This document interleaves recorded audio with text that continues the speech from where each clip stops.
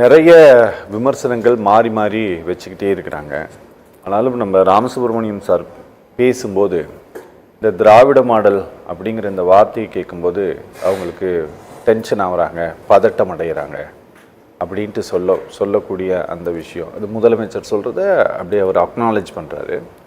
Sir, இப்படியான இது ஒரு கருத்துருவாக்கமா இல்லை மக்கள் மத்தியில் இப்படியான அபிப்பிராயங்களும் இருக்கிறதா?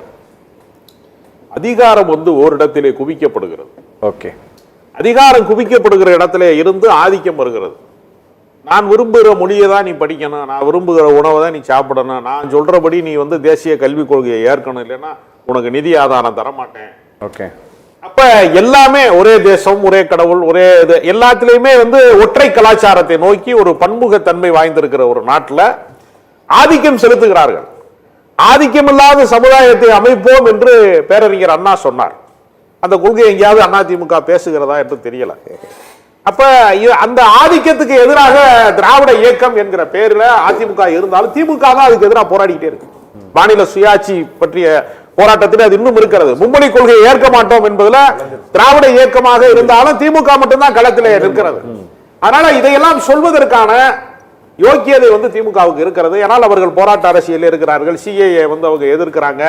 எல்லா தவறான சட்டங்கள், கருப்பு சட்டங்கள், பாஜக ஒன்றிய அரசாங்கம் கொண்டு வந்த எல்லா கருப்பு சட்டங்கள், அது வேளாண்மை திருத்த சட்டமா இருக்கலாம், வகுப்பு திருத்த சட்டமா இருக்கலாம், எல்லாவற்றிற்கும் எதிர்குரலாக திமுக இருக்கிறது. அப்ப திமுக ஆதிக்கத்துக்கு எதிரான அந்த போராட்டத்தில் தலைமைகள் மாறுகிறது, தத்துவம் மாறவே இல்லை. நீங்க மற்ற கட்சிகள் எல்லாம் எப்படின்னா, எம்ஜிஆர் அவர்கள் மறைந்த போது அதிமுக ஒரு பெரிய பின்னடைவுக்கு போனது. ஜானகி ஜெயலலிதா ஒரு பின்னடைவுக்கு போனது. அப்புறம் மறுபடியும் சண்டை கண்டை போட்டு ஒரு வழியா ஜெயலலிதாட்ட கட்சி விட்டது. இப்ப மறுபடியும் பாத்தீங்கன்னா மிகப்பெரிய ஒரு பின்னடைவுக்கு போயிருக்கிறது. இந்த கட்சி மீண்டும் ஜெயலலிதா மறைவுக்கு பின்பு ஒரு பெரிய பின்னடைவுக்கு போயிருக்கிறது. ஜெயலலிதாவுக்காக போட்ட ஓட்டுல எடப்பாடி ஒரு 4.5 வருடம் ஆட்சி ஆண்டிருக்கலாம். ஆனால் இது முழுக்க முழுக்க அவர்கள் ஏற்றுக்கொண்ட கொள்கையின் அடிப்படையிலான, கோட்பாட்டின் அடிப்படையிலான ஆட்சி என்று அவர்களால் சொல்ல முடியாது. பாஜக தான் ரிமோட் கண்ட்ரோல் இருந்தது.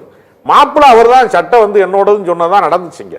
மறுபடியும் பாஜக ஏன் துடிக்குதுன்னா, எடப்பாடி பழனிசாமி மாதிரி ஒருத்தர் இருந்தாருன்னா நாம் ஏன் மீண்டும் கொல்லைப்புறமாக ஆட்சி செய்யக்கூடாது என்று நினைக்கிறாங்க. கொஞ்சம் கொஞ்சமா கொல்லைப்புறத்தில் இல்ல, தலைவாசலுக்கே வருவாங்க.